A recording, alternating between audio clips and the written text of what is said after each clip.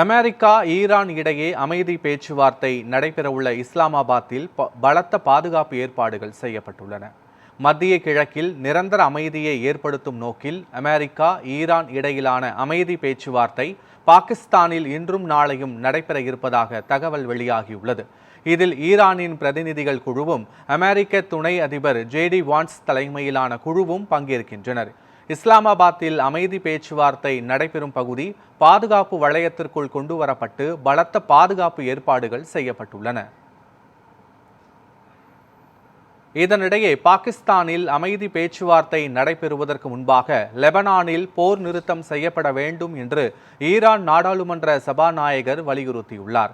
இதனால் பாகிஸ்தானில் நடைபெறும் அமைதி பேச்சுவார்த்தையில் நிச்சயமற்ற தன்மை ஏற்பட்டுள்ளது.